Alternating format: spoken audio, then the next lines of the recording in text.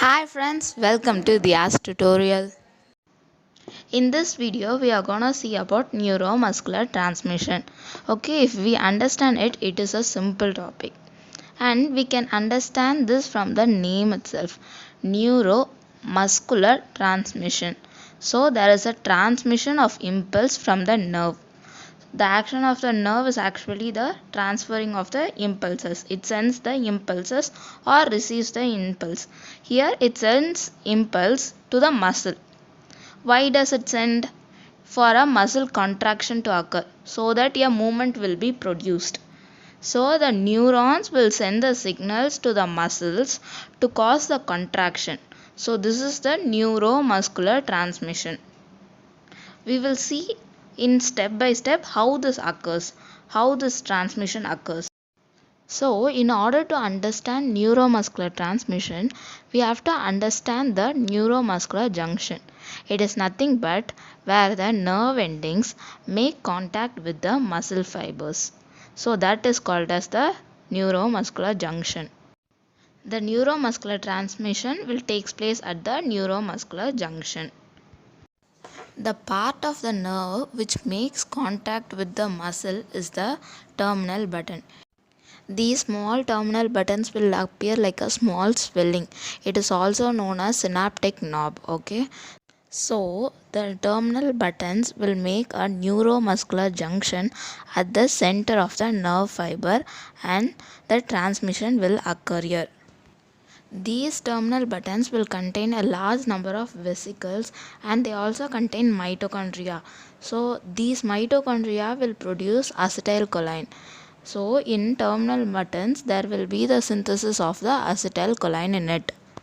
So I think you have understood the structure of the terminal button. We have not still gone into the process. We are only seeing the structure now. So the next structure is the presynaptic membrane.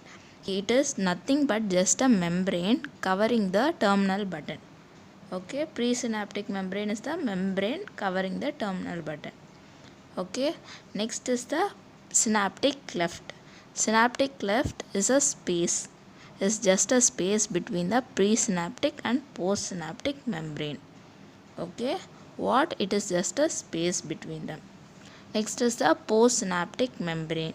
It is the membrane of the muscle fiber. Presynaptic is the membrane of the nerve. Postsynaptic is the membrane of the muscle fiber. The membrane in this region will be thickened and depressed. So this will cause a synaptic throw. This will form a synaptic throw so that the terminal button will fix into it. And this thickened muscle membrane is known as the motor end plate.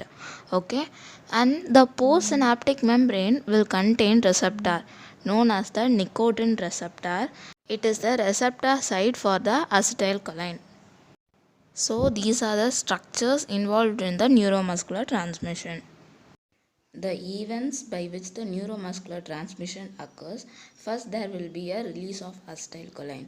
Then we will see what is the action or effect of the acetylcholine on the postsynaptic membrane and how the end plate potential is developed, and finally how the acetylcholine is removed. So mainly there are 4 steps here. The release of acetylcholine, how the acetylcholine is released. So the nerve impulse will travel along the nerve cell and it will finally reach the terminal button. So when the nerve impulse reaches the terminal button, the calcium gated channel, there will be a gate for calcium ions. So that gate will open up. Okay, so as soon as that gate opens up, the calcium ions which is present in the synaptic cleft, okay, that will enter into the gate. Okay, the calcium ions in the synaptic cleft will enter through the calcium gated channel into the terminal buttons.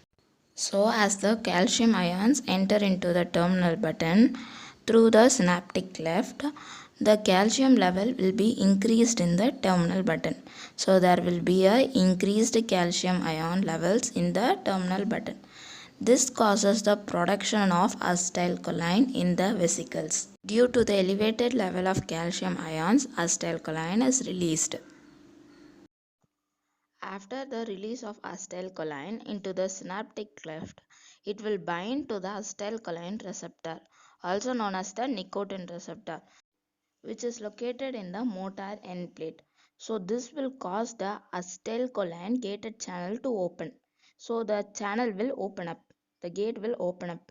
As soon as the channel opens up, the sodium ion in the extracellular fluid of the synaptic cleft will enter through it, and it causes a positive potential.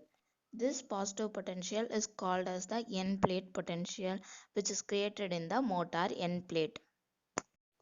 The end plate potential will be capable of generating an action potential when it reaches a value of minus 60 millivolts, and this action potential will cause the contraction.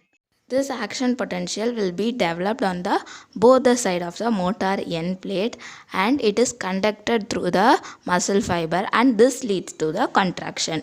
So by this sequence of events, the muscle contraction will occur. Finally, the removal of acetylcholine.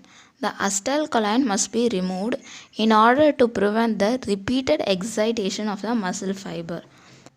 The acetylcholine, which is present in the synaptic cleft, is removed by the enzyme acetylcholine esterase within 1 millisecond. This causes the acetylcholine in the synaptic cleft to diffuse back into the nerve terminal. So by this the acetylcholine is removed. So these are the sequences in the neuromuscular transmission. I hope you all would have understood it. If you have any doubts or if you need any topics to be discussed, you can comment below. Thank you for watching the video. And if you have not subscribed to my channel yet, don't forget to subscribe it. And if you like this video, hit on the thumbs up button.